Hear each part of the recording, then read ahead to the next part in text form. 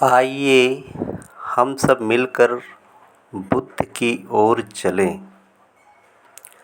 एक समय की बात है, भगवान बुद्ध और आनंद एक विशाल वृक्ष के नीचे बैठे हुए थे और उसी समय भगवान बुद्ध के पास एक व्यक्ति आता है और कहता है कि हे बुद्ध, हमें बताएं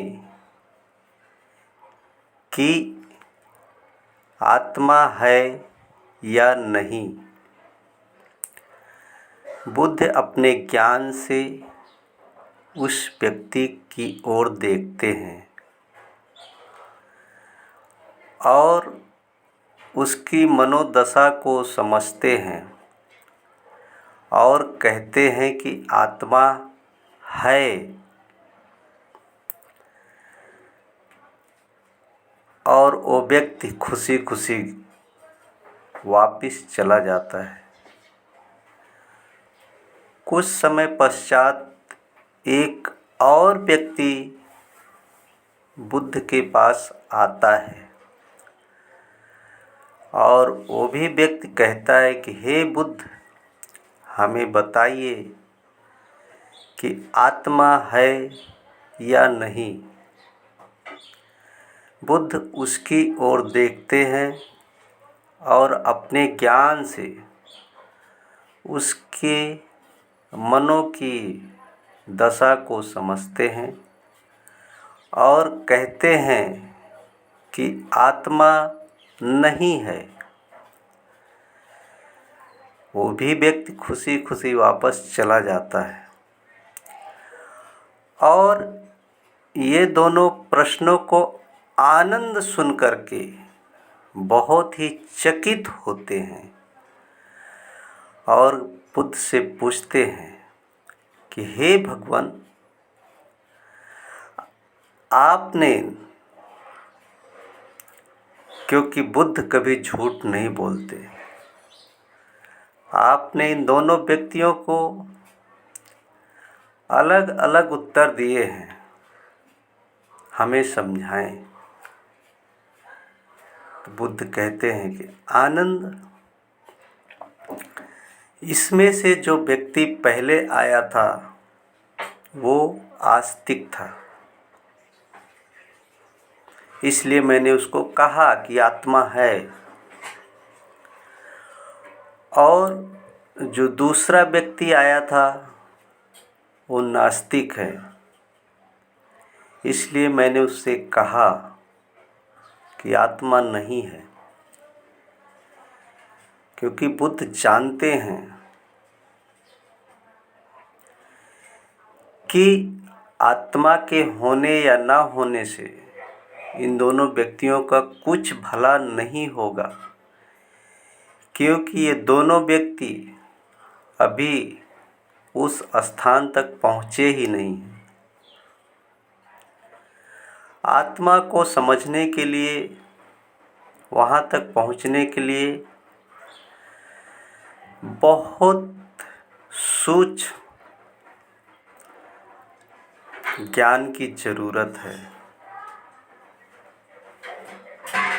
उदाहरण के तौर पर हम देखें,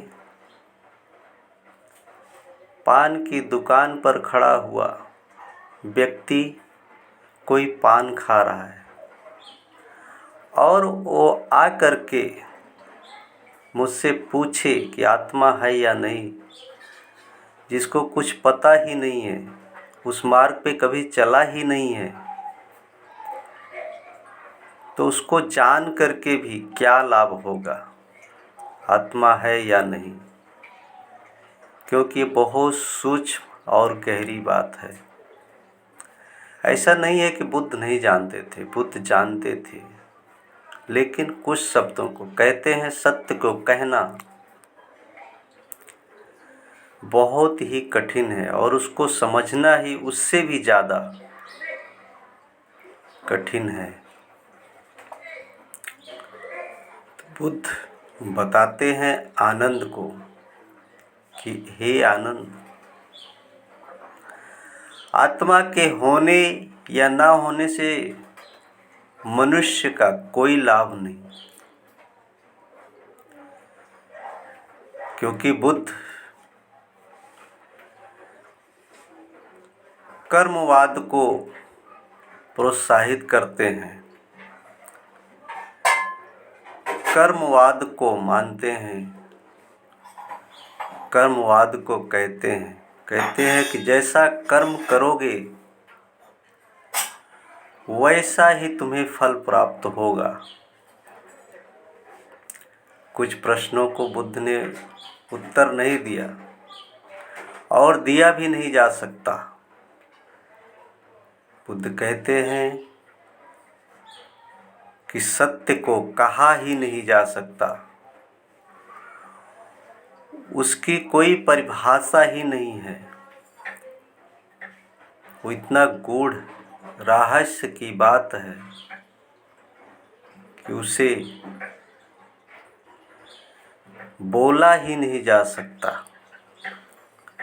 बुद्ध कर्मकारिणी के सिद्धांत को मानते हैं और आगे बढ़ाते हैं, कर्म को पहला स्थान देते हैं।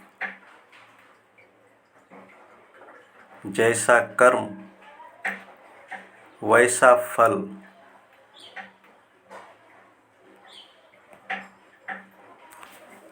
बस आज के लिए इतना ही है। आपने इससे क्या सीखा और क्या समझा? यदि पसंद आया है तो आप सब शेयर करें, लाइक करें, सब्सक्राइब करें। धन्यवाद। फिर मिलेंगे अगले एपिसोड में।